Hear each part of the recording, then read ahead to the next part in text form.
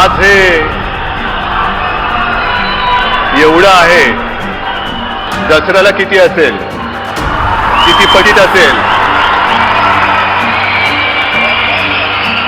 आणि दसरा आपला परंपरेप्रमाणे शिवतीर्थावरतीच होणार, शिवतीर्थावरतीच घेणार. द लाइव टीवी, सच सबसे आगे. उद्धव ठाकरे ने बीजेपी को लेकर एक बड़ा बयान दे डाला है दोस्तों. ये बयान बीजेपी के लिए उद्धव ठाकरे की चेतावनी के तौर पर देखा जा रहा है. महाराष्ट्र में चोर दरवाजे से घुसकर बीजेपी ने उद्धव ठाकरे की सरकार तो देखिए गिरा दी, लेकिन आगामी बीएमसी चुनाव कब हो सकते हैं और उस चुनाव में उद्धव ठाकरे कितनी मजबूती के साथ बीजेपी को टक्कर देने वाले हैं, इस बात का अंदाजा उद्धव ठाकरे के ताजा बयान से लगाया जा सकता है. महाराष्ट्र में वाकई देखिए कुछ बहुत बड़ा होने वाला है जिसके संकेत मिल रहे हैं और जो बीजेपी के पैरों तले जमीन खिसका देगा. नमस्कार दोस्तों, मेरा नाम है जयंती झा और आप देख रहे हैं the live TV. Uddhav Thackeray ने बीजेपी को राजनीति से बाहर निकाल फेंकने की चेतावनी दे डाली है. कुछ लोग इसे चेतावनी के तौर पर देख रहे हैं तो कुछ लोग इसे धमकी का नाम दे रहे हैं, लेकिन कहा क्या गया है वो आपके लिए जानना जरूरी है. स्क्रीन पर दोस्तों आपको मैं इस वक्त न्यूज 24 का ट्वीट दिखा रही हूं, जिस ट्वीट के मुताबिक उद्धव ठाकरे ने बीजेपी को चेतावनी देते हुए कहा है कि मुंबई हमारी मातृभूमि है. ये सिर्फ कोई रियल एस्टेट की जमीन नहीं है जिसे कोई भी हासिल कर लेगा. मुंबई हमारी मां है, जो हमारी मां पर नजर डालेगा उसे राजनीति से बाहर का रास्ता दिखा देंगे.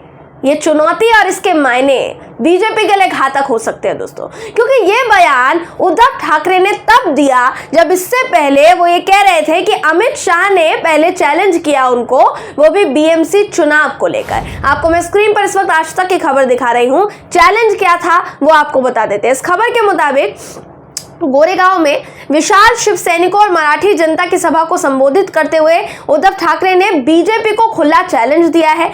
उद्धव ठाकरे ने कहा दोस्तों कि अमित शाह ने कहा था शिव सैनिकों को जमीन दिखाएंगे, तुम हमको जमीन दिखाओगे तो हम तुमको आसमान दिखाएंगे.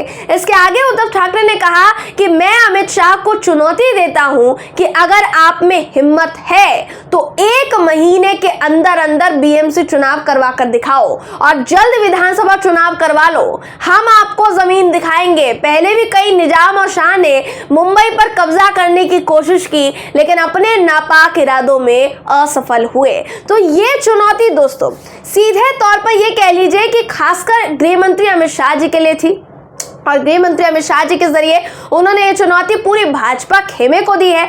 बीएमसी चुनाव में जो देरी की जा रही है उसको लेकर उद्धव ठाकरे ने चुनौती दी और कहा कि साहब आप चुनाव करवाकर तो दिखाइए, हम बताएंगे कि कौन किसको जमीन दिखाता है. इस बयान से ही आप समझ सकते हैं दोस्तों कि उद्धव ठाकरे महाराष्ट्र में उनके साथ हुई बगावत पर कितने सख्त हो चुके हैं, साथ ही फुल फॉर्म में नजर आकर वो बीजेपी को किस तरीके से चेता रहे हैं, चेतावनी दे रहे हैं. अब आपको बताना चाहूंगी कि उद्धव ठाकरे ने ये जो बयान है कार्यकर्ताओं की रैली को संबोधित करते हुए दिया. ये रैली और इस रैली में पहुंचे लोगों की संख्या, उनकी तादाद आप देखेंगे तो आप क्या कोई भी चौंक जाएगा दोस्तों.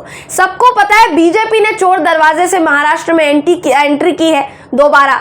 किस तरह से उद्धव ठाकरे की सरकार को तोड़ा, शिंदे गुट बनाया, शिंदे गुट के साथ सरकार बना ली. फिलहाल शिंदे गुट के साथ बीजेपी तरह तरह के फैसले ले रही है जिससे उद्धव गुट को झटका दिया जा सके, लेकिन उद्धव ठाकरे अब कमान संभालते हुए कहीं ना कहीं दिखाई दे रहे हैं, ऐसा कहा जा सकता है. देखिए दशहरा आने वाला है और दशहरे को लेकर भी एक दूसरे में खींचातानी शुरू हो गई है. हर साल शिवाजी पार्क में उद्धव ठाकरे दशहरे के कार्यक्रम को संबोधित करते रहे हैं, लेकिन इस बार एकनाथ शिंदे और बीजेपी शिवाजी पार्क में यह कार्यक्रम अपने पाले में करना चाह रही है.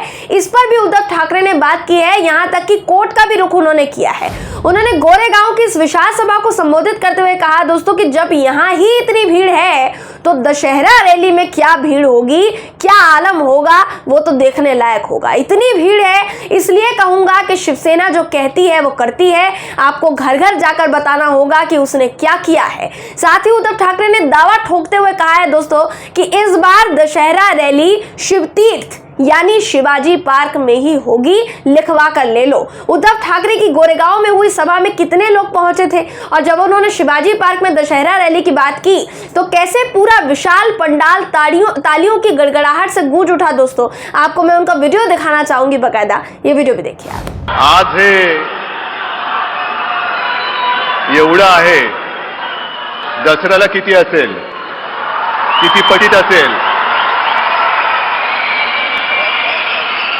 आणि दसरा आपला परंपरेप्रमाणे शिवतीर्थावरतीच होणार, शिवतीर्थावरतीच घेणार।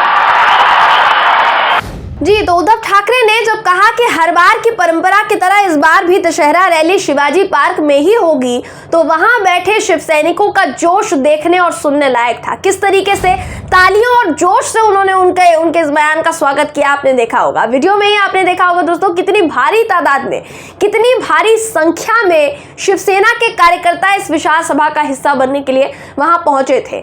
जब से महाराष्ट्र में सत्ता परिवर्तन हुआ है, आपने इतना हुजूम बीजेपी या एकनाथ शिंदे की रैली में शायद ही देखा होगा, बिरले ही देखा होगा। इस रैली में सिर्फ कार्यकर्ताओं का जोश देखने लायक नहीं था, बल्कि उद्धव ठाकरे का जोश भी देखने लायक था। उद्धव ठाकरे ने इस विशाल सभा में बीजेपी को तो चेताया ही दोस्तों, इसके अलावा अपने गद्दार विधायकों को भी उन्होंने तबीयत से झाड़ा है। पूरी सभा में उनको लताड़ा है, आप ये कह सकते हैं। सभी बागियों को भरी सभा में उद्धव ठाकरे ने आईना दिखाया। उद्धव ठाकरे ने बागियों को लेकर कहा दोस्तों कि जिस वक्त ये गद्दार विधायक सूरत में बैठे थे, उस वक्त भी मेरे साथ 30 से 40 विधायक मेरे पास बैठे हुए थे। मैं सूरत के विधायकों को वापस बुला सकता था अगर चाहता, लेकिन जो खुद बिक चुके थे, जिनका ईमान ही बिक चुका था, उनको मैं कितने समय तक अपने पास बैठा सकता। बेईमान व्यक्ति कितने समय तक ईमानदारी का चोला पहने मेरे साथ खड़े रह सकते थे।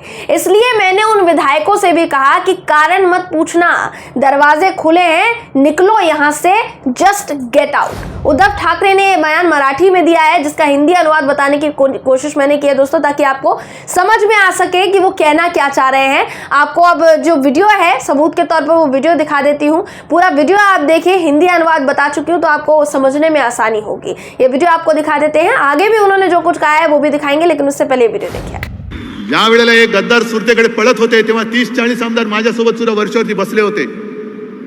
मी सुद्धा त्यांना डांबून ठेवू शकत असतो, पण विकली गेलेली माणसं ही माझी म्हणून किती काळ मी ठेवू शकतो?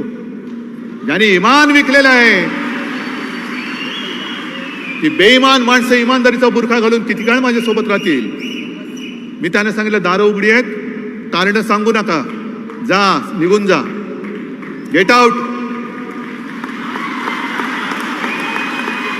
जी, तो उद्धव ठाकरे की एनर्जी उनके तमाम बयानों में नजर आ रही है, और इस एनर्जी का नुकसान देखिए बीजेपी को हो सकता है, क्योंकि शिव सैनिकों का ये हुजूम इस बात की गवाही दे रहा है दोस्तों कि उद्धव ठाकरे को चुनाव में किस प्रकार का समर्थन मिलने वाला है, चाहे फिर वो कार्यकर्ताओं का समर्थन हो या फिर जन समर्थन हो। जिस तरह से वो बीजेपी के चाणक्य कहे जाने वाले अमित शाह जी से लेकर अपने बागी विधायकों को चेता रहे हैं, उसी से आगामी चुनावों में उनकी ताकत का अंदाजा लगाया जा सकता है। जाहिर है, देखिए, उद्धव ठाकरे ने अमित शाह जी को चुनौती देकर बीजेपी को चेतावनी तो दी ही है, लेकिन वहीं उद्धव ठाकरे ने पीएम मोदी पर वार करना भी बंद नहीं किया दोस्तों। उन्होंने हर बार के तेवर जो है वही अपनाए इस बार भी, और इस बार तेवर अपनाते हुए उन्होंने जो तंज कसा है वो सुनने लायक है। आपको पता होगा 2016 में मुंबई के चिड़ियाघर में पेंगुइन्स लाए गए थे, जिसका श्रेय आदित्य ठाकरे को दिया गया।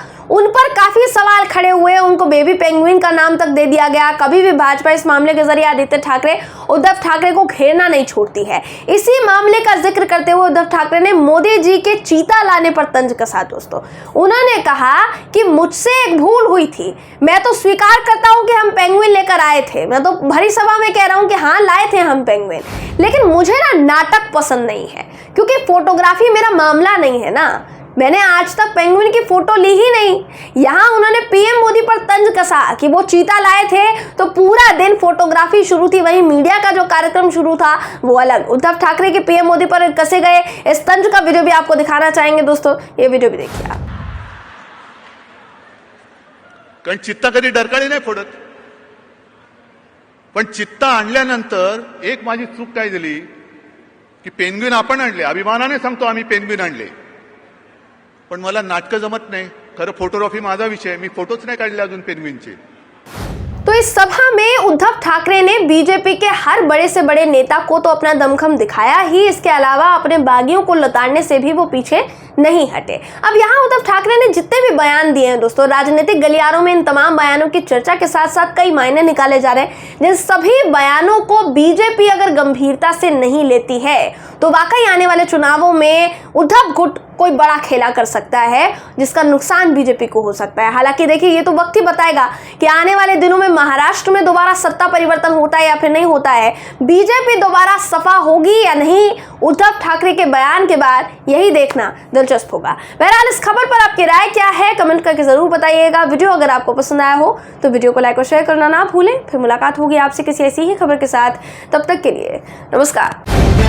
द लाइव टीवी, सच सबसे आगे।